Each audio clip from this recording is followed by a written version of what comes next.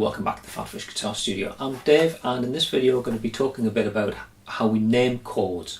When we harmonise a scale out in chords, we get different chord types. How do we name them? This is in response to a question somebody sent me in. It was in response to one of my Scale of the Week videos where I talk about the Neapolitan major and the Neapolitan minor. A couple of less common scales, and when you harmonise those out in chords, some of the resultant chords aren't the most common chord types. So the question was asking, well, how do you actually go about naming these chords? It's all, like a lot of music theory, it's all quite logical, so I thought I'll talk about that a little bit in this video. If you're not familiar with the music theory behind chord construction, then I've done a couple of videos fairly recently, which I'll put links to in the information section down there, talking about how we harmonise scales out in triads and seventh chords, because basically that's the theory we're going to be applying in this video. Now, the scale I'm going to be using as an example here is the Neapolitan major, basically because that was kind of where the conversation started, but the basic principles apply to any type of scale when you harmonise it out. Neapolitan major is an interesting scale in that it's called a major scale, but it does actually have a flat third degree. It's got the formula 1, flat 2, flat 3, 4, 5, 6, 7, and the octave.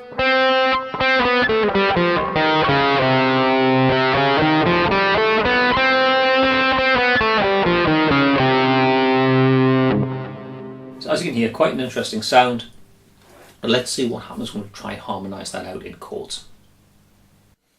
Okay, so working with the Neapolitan major scale with the formula 1, flat 2, flat 3, 4, 5, 6 and 7. If we work in the key of C, C Neapolitan major has got the notes C, D flat, E flat, F, G, A and B. So if you remember, we always use the major scale as our reference and then alter the notes according to the formula of the scale that we're working with, so we end up with these notes.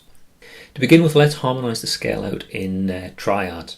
Now the way that we work is we take each degree of the scale that we're working with and step through the parent scale in alternate notes from each of those root notes.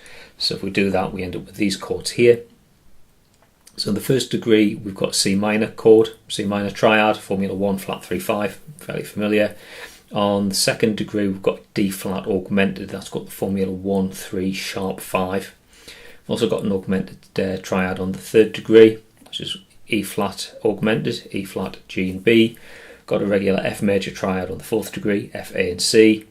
We've got a G major with a flat fifth, so G, B and D flat on fifth degree. Got an A diminished, A, C and E flat, 1 flat 3 5 on sixth degree, and on the seventh degree we've got a rather strange chord indeed. It's a B diminished with a double flat third.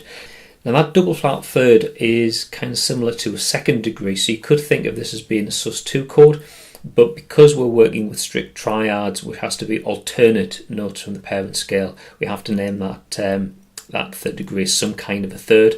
And so that the note name that we're using comes from the Neapolitan major scale, and its alternate note names, we have to call it a double flat third, which is the D flat. So that's a B diminished double flat third on the seventh degree with the formula 1, double flat 3, flat 5. And keeping the process going and adding an extra note to each of those triads gives us seventh chords. We end up with these. On the first degree, we've got a C minor major seventh. So basically that's a minor triad, but it's got a regular seventh degree on it. On the second degree, we've got a D flat augmented seventh, so it's an augmented triad with a seventh degree.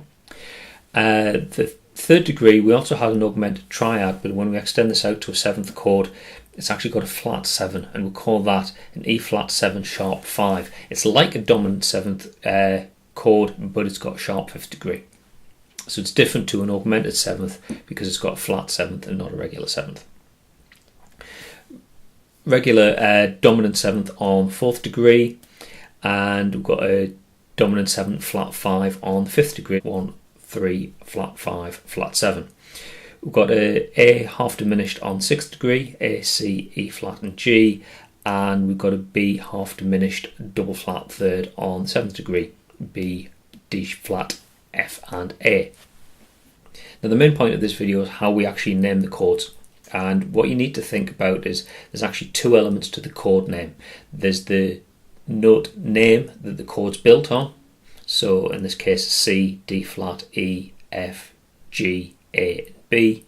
And there's the type of chord that we've got on each degree. So a minor major 7 chord, an augmented 7th, a dominant 7 sharp 5, a dominant 7 flat 5, half diminished, and half diminished double flat 3. So if somebody says, what's the second chord when you harmonise the Neapolitan major out, what you've got on the second degree of the scale is actually a flat 2, isn't it? Because the formula of the scale is 1, flat 2, flat 3, 4, 5, 6, 7. So that second degree is a flat 2. So the second chord in the Neapolitan major is a flat 2, augmented 7th. The third chord is a flat 3rd, 7 sharp 5. Fourth chord is a 4, dominant 7, and so on. Sometimes you will see people referring to chords by reference to the scale from which they're derived, so they might actually talk about that second chord as being a 2 Neapolitan major 7th chord, but that's less common. Personally, I prefer to use the approach where you actually kind of name the chord with reference to the sort of the formula and the notes within it, like calling it a flat 2 augmented 7th or a flat 3 7 sharp 5. To me, it's just a bit more intuitive. When you're naming the chord, you're already kind of forming in your head what the notes are that's involved in that. So think about chord in terms of the scalar degree, and if it's a sharp or a flattened degree as part of the scale formula, that include that as part of the number that you assign to the chord name, and then the second part of it is the chord name itself based upon the type. So like I say, these principles, you can apply them to any type of scale when you harmonise them out. It's all about thinking about the two parts, the scalar degree that the chord's built on and the type of chord that's built on that scalar degree. Okay, I hope you found that useful. If you did, please click like down there if you really found it useful and you want to see other videos that I post onto the channel, and if you click subscribe down there, you'll be notified of any time I upload new content. If you've got a question, you can leave it in the comment section below, but to be honest, YouTube's a bit rubbish at letting me know when people leave comments, so I might not see it. If you've got a specific question you want to ask me, or a suggestion for a future video, whether it's about music theory, guitar playing, gear, whatever, if you go here, fill the form in and submit your question, it'll get through to me and I'll try and get around to answering it in a future video. Okay, that's all for now. Thanks very much for watching, and I'll see you in another video next time. Bye for now.